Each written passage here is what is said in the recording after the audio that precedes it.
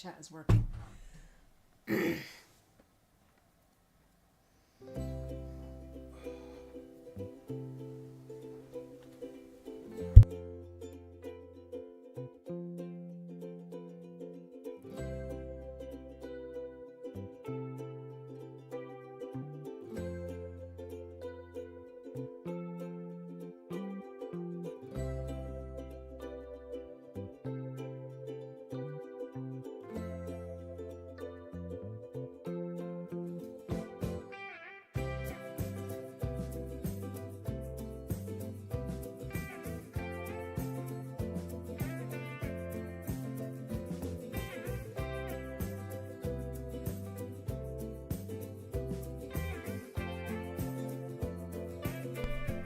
Okay, I had to turn my mic off again. My husband keeps popping in, but now he knows I'm recording, so hopefully he'll give me some peace for a while. I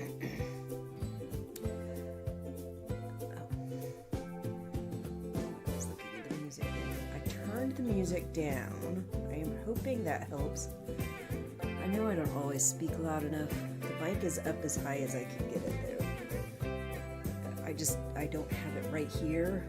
I don't do that. I try to keep it a little bit off to the distance. Plus, sometimes I do reactions with my kid, and they're even quieter than I am. So I try to make it so that it can pick both of us up. And if it's like right in front of my face and it's nowhere near theirs, then that's not going to freaking work. But it does have a feature with the sound on each side so that it'll pick up from two sides, so long as you set it that way. Sometimes I forget to set it to the right settings. Whatever. It's ready. It's almost time.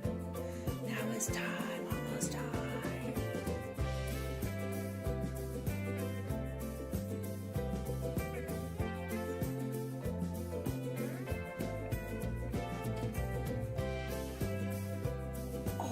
Let's go to the live scene.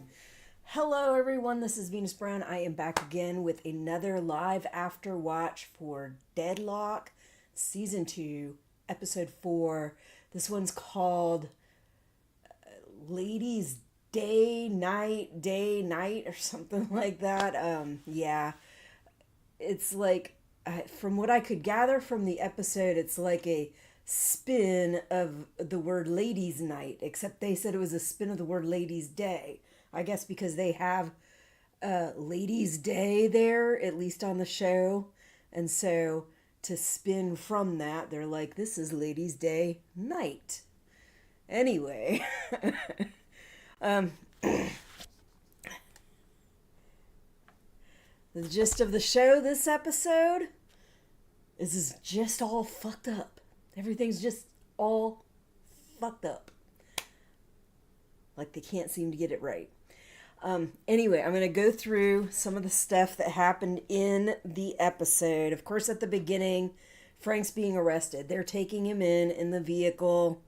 And it's Dulcie, Frank, and Eddie. And it's, we'll call it a very upbeat ride, but not like uplifting. It's just a lot going on, a lot of passion and energy in the conversation. And then on their way to the police station, they damn near run into a drunk native guy who's just kind of stumbling across the road, right when they're also taking a phone call from the higher ups who are really not at all happy with what's going on with the case.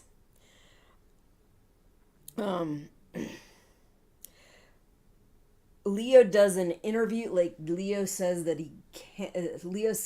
they cannot work with them today. They're doing an interview with the other family, the family whose dad had gotten dismembered. But during that interview, Leo turned something up. And every time they try to tell somebody what's going on, like happens a lot in Deadloch, they're not listening. They're going on about their own stuff and what they're focusing on, and they are not paying attention to Leo at all. So it takes Leo till almost the end of the episode before they're able to actually get in edgewise what it was that they found, what they're trying to explain. The whole time Dulcie needs to tell Eddie about her former partner's weapon, and she keeps waiting for the right time and ends up telling them when they're lost, frustrated, and angry. So probably one of the worst times, but that's when it comes out. It comes out after they are freaking lost and hot and dehydrated and angry. So yeah, not great. And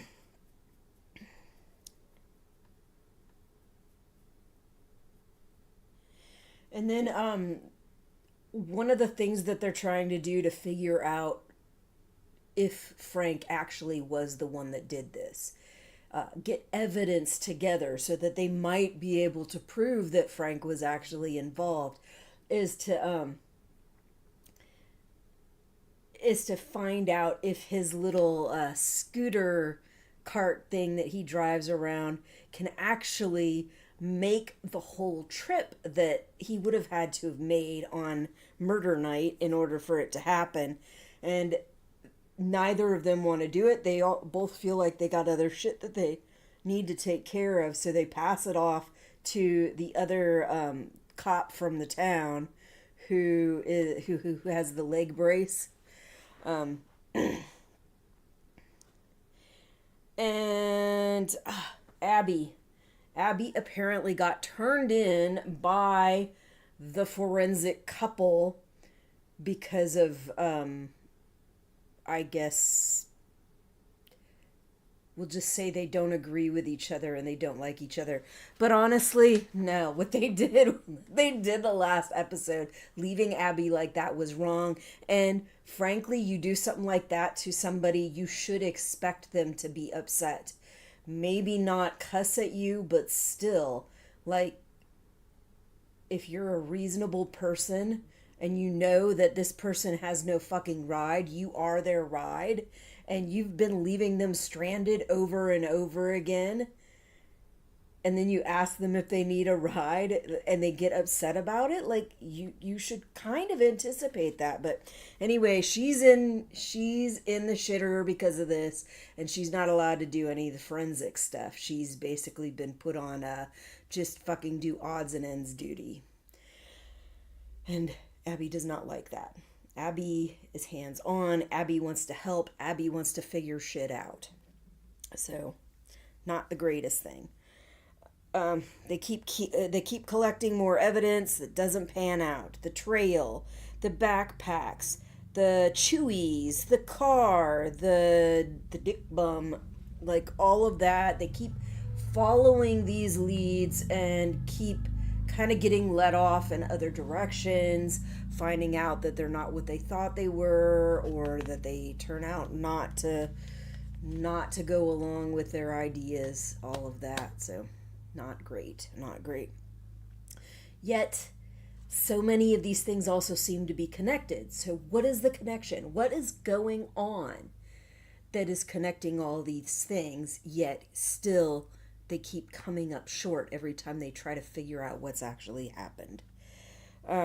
And Ladies' Day Night, Ladies' Day Night is their spin-off of Ladies' Day, and Kath ends up taking it over, kind of, eventually. Not right away, but she takes over. Like, they're not getting a great amount of guests. The guests are, like, bored. They don't want to be there. Plus, I think earlier in the episode, Eddie and Dulcie came in there, and Eddie's like, "You're all gonna be locked in. We're gonna make you stay here until we get answers," or something like that. So yeah, people were not happy.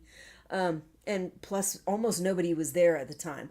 But Kath gets in there, and they're talking about some misunderstanding that they had because of the way that the posters were written. And Kath is like, you need people in here. Like, I know what fucking ladies want. Like, so she gets up there and she starts playing, oh gosh, I can't remember her name. Da, da, da, da, da, da, da. I don't remember the song, but that's kind of the beat. And I don't have the greatest beat, but hey, yeah, that's about as good as it's gonna get coming from me. So she plays that and gets these people dancing, gets them enjoying themselves, and there's like tons of people in there, but it's going a little crazy. And especially the one dark-haired girl is drunk off her ass and she's just being stupid, doing stupid stuff. And yes, I've been there. I have been that dumb drunk girl doing stupid shit. But not as stupid as she was, but still, I've definitely been to that point. Let's see. Oh, this part.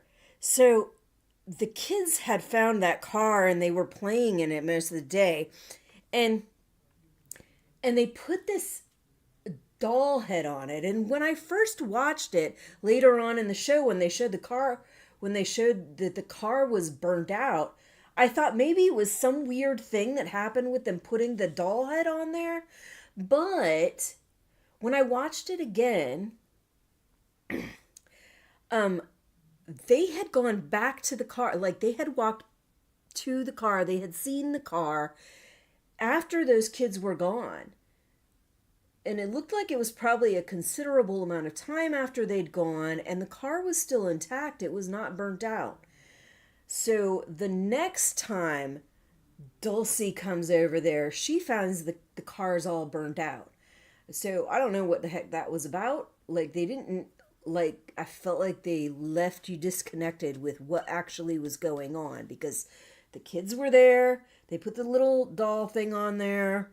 And plus the other thing was, like, really, how would the doll head on a freaking vehicle that's just been sitting there stranded all that time cause a fire like that? I don't think so. I think it was something else. Somebody intentionally did it, but I could be wrong. I don't know.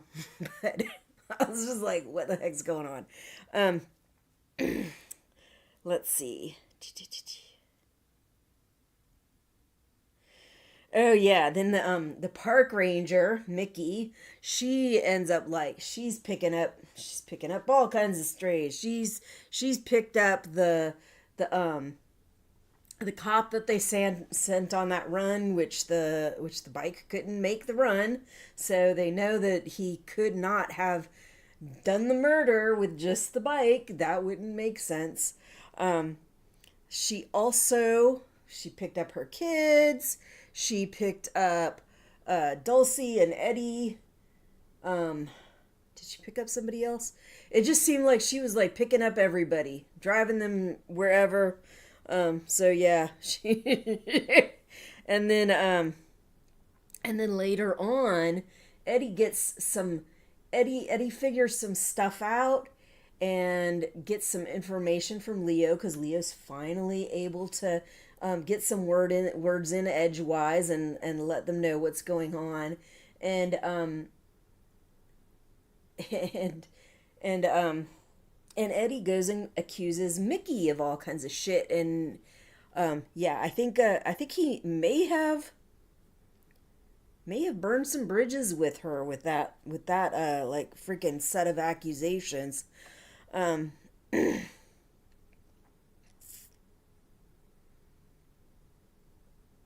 But Mickey says that like, she's not the murderer. She's not involved with the murder. There was also a discrepancy with the timeline that they had, because apparently somebody had forgotten something, and one of the major things that they had set up in their timeline did not happen when they originally said it happened. It happened much earlier. So like, one of the things that she was accusing Mickey of, Mickey was like, no, like, we were already doing this, and all the way back home, by the time that happened, there's no way. Like you can't accuse me of that when I when I was not there. Like no, but she did find out from the other girl that yeah, like something happened. She forgot. She told him the wrong time or something like that.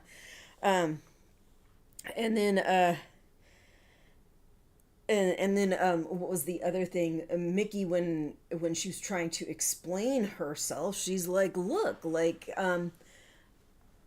I was doing something that was not quite right, that I could get in trouble for, and that's why I'm not like trying to freaking advertise everything to y'all because you have a history of freaking locking us up and shit like that." But really what was going on is I was doing crop justice, which Eddie seems to be very into. Like Eddie seems to be very, very pro croc and against all these people that are screwing over the crocs. So that's probably good, but they have that big misunderstanding, and yeah, I think she may have burned some bridges with that one, but I don't know. I don't know. Anyway, yeah. Okay.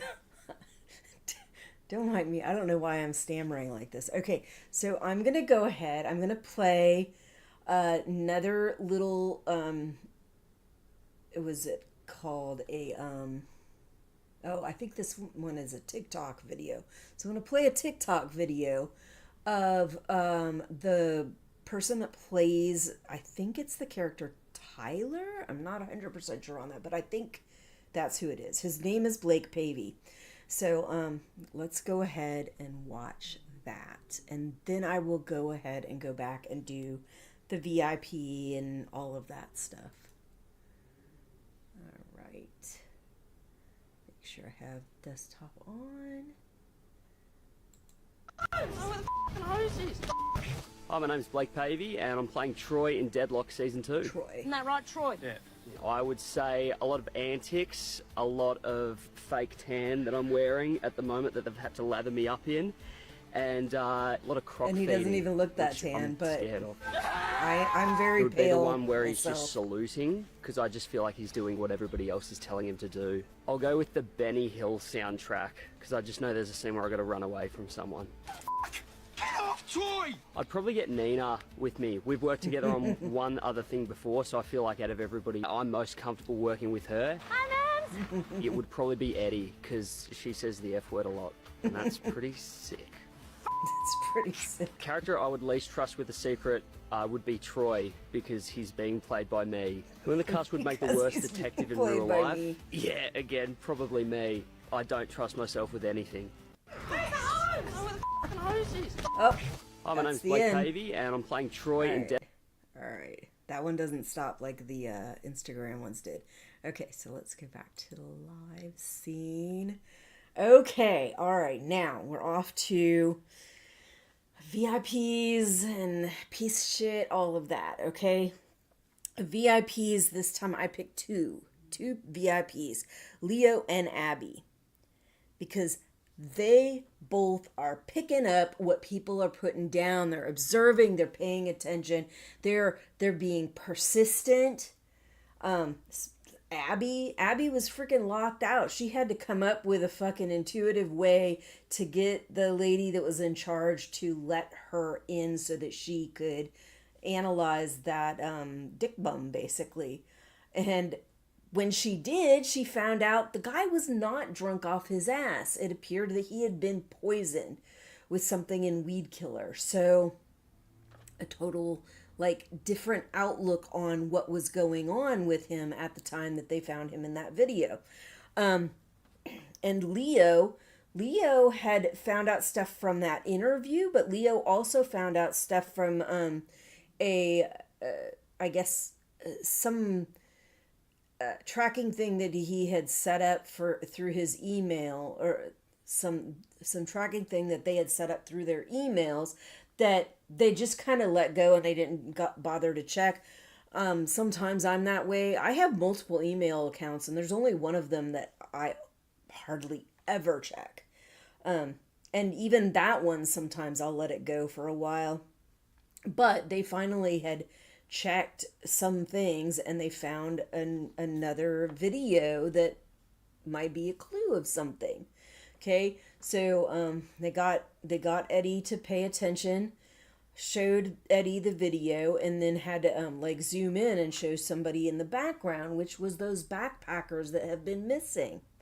And another thing is that supposedly two backpacks had been found that were supposed to be the backpackers, but Abby, again, being the observant person that she is like, these backpacks that they found, they're like covered with racist memorabilia and like deep south stuff that would not make sense for the backpackers that went missing. Like, I don't think it's their backpacks. So there was that too. Hold on, I think I have one more thing. I got to see if it's going to be in my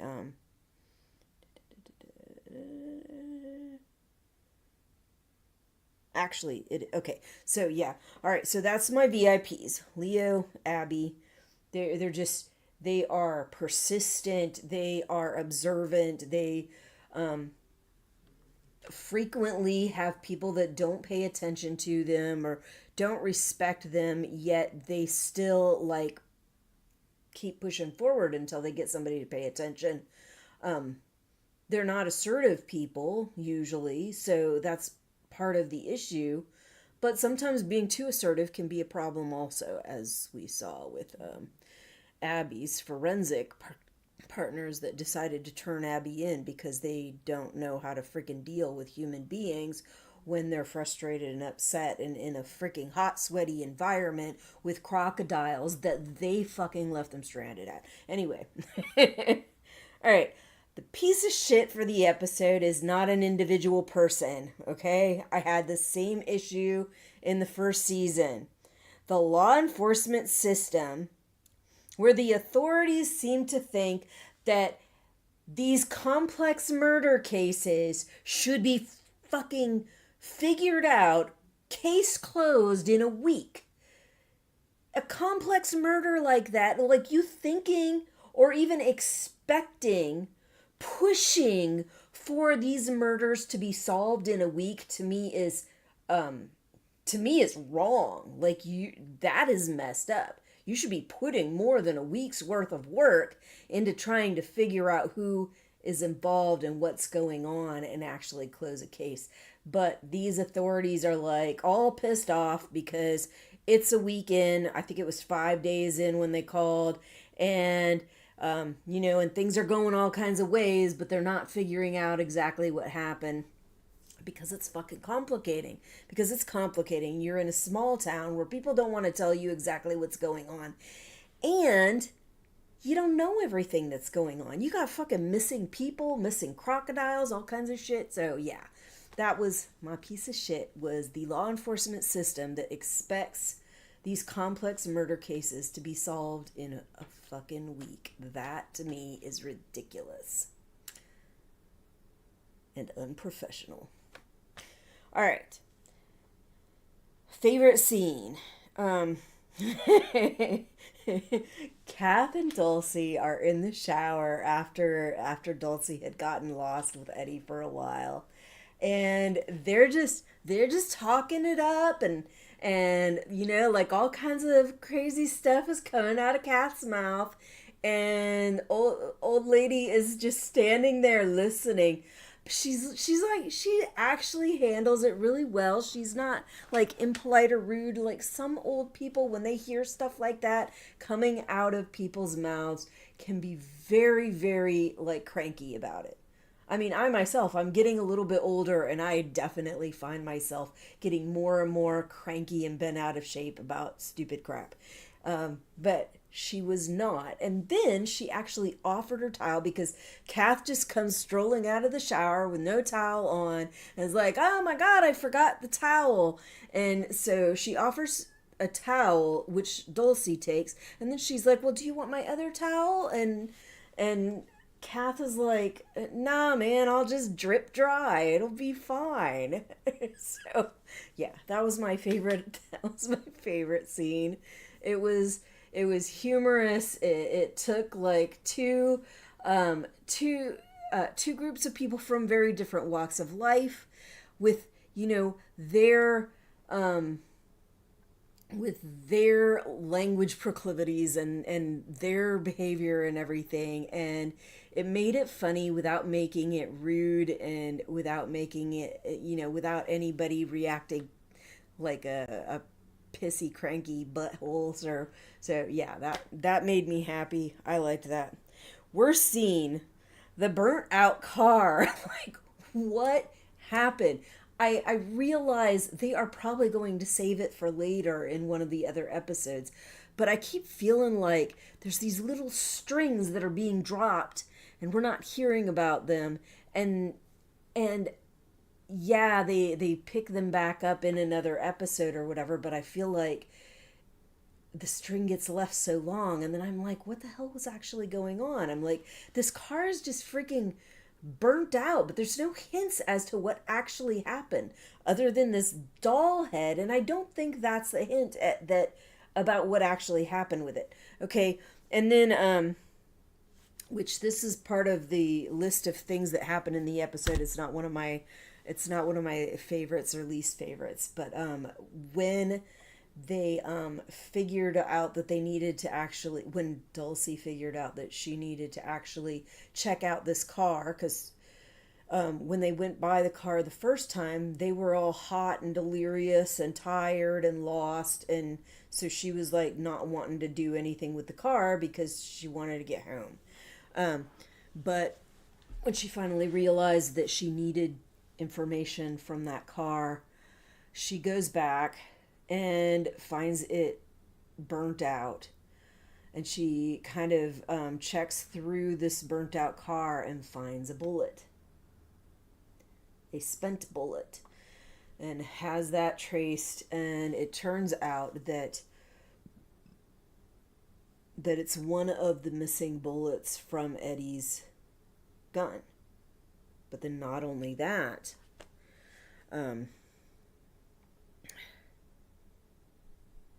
when Dulcie goes to find out whose vehicle this is, she finds out that it is Eddie's vehicle. Like, this vehicle is registered to Eddie. One of the bullets that got shot from Bushy's handgun is sitting in that car, in Eddie's car. And the other one had shot him in the head. And apparently the one that shot him in the head first. So we're left with 2 shots were shot.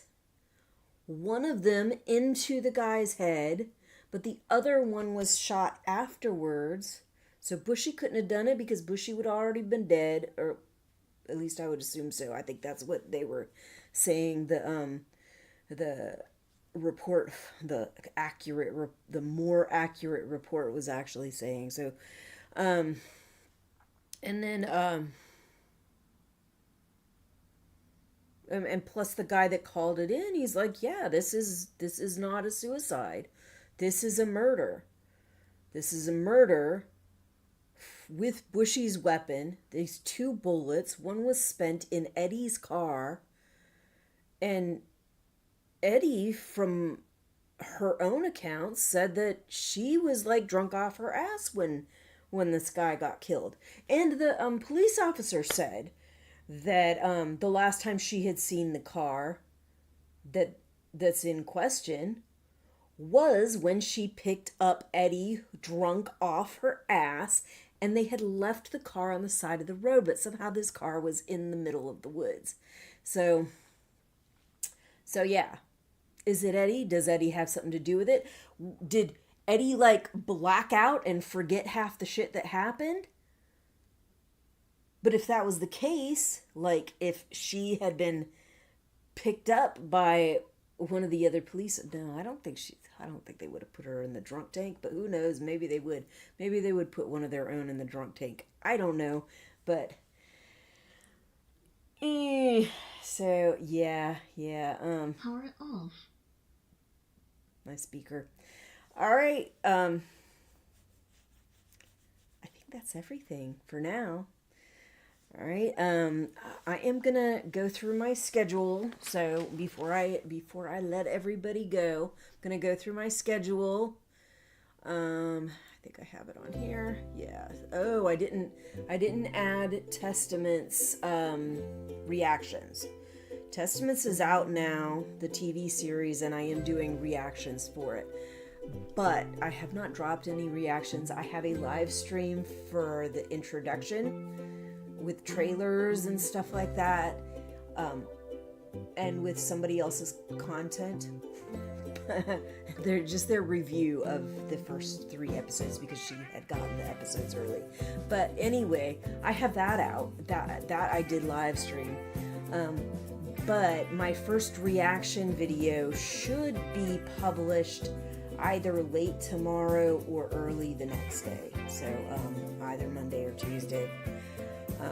Probably Tuesday, but if I manage to get it done in time, I might be able to get it done on Monday.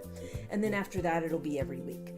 But we also are doing the Deadloch live streams until this season is done every Sunday. So about the same time, most likely. And we're on episode 3. I think there's 10 episodes. I'm not 100% sure on that, but no, we're on episode 4. So we're getting close to the middle. So that's good. So you'll see me next week if you want to watch. Testament live reads. I've been reading chapters from the book The Testaments, usually 2 a week. I might do 3 on 2, or not 2 a week, because I do live streams for Testaments on Sundays and Tuesdays. So usually 2 each live stream. But I am thinking about doing 3 chapters next live stream. So, and that will be on Tuesday. So Tuesdays, either around noonish or 2ish or something like that. That's usually when I do those. Solo leveling reactions on Fridays. And a lot of these reactions, I publish in the evening for Florida. So I don't usually publish them early in the day, just later in the day. And then Gen V Season 2 reactions on Friday. I'm almost done with them. I've got episode 7 out, and I have 1 more left, episode 8. So that will be published next Friday, and then I'll be done with Gen V. So, and like I said, I'm also starting the Testaments. Those, that the first one will either be published tomorrow or the next day. After that, expect them every Tuesday. I do them 1 a week. And Testaments, Handmaid's Tale, shows like that, they are really too heavy and too depressing for me to binge them or for me to watch a bunch all in a row. So I wouldn't do that anyway, but it takes me a while to edit anyway. So once a week. And honestly, I don't know how people are watching all 3 episodes, because I've seen a lot of content saying that they're doing reviews or reactions to episodes 1 through 3, like they did them right away, and I would not do that. To me, those shows are too heavy. They are too much. Like, you need some downtime. You need some time to digest. And plus, I like going and watching other people's stuff like that before I go on to the next episode. I definitely do not like binge watching those. I had a hard time binge watching Handmaid's Tale episodes back when COVID was going on. Same with Game of Thrones. Stuff is heavy. It's hard. So I definitely don't want to be binge watching, but like I said, I usually do all my videos once a week anyway, so, and even the live streams, I do them once a week, but I've got a couple of live streams going now, and a couple of reactions, so that's at least like 4 things a week. It's just only doing them 1 episode each week. So anyway, that's all I got for you for now. I'll see you when I see you.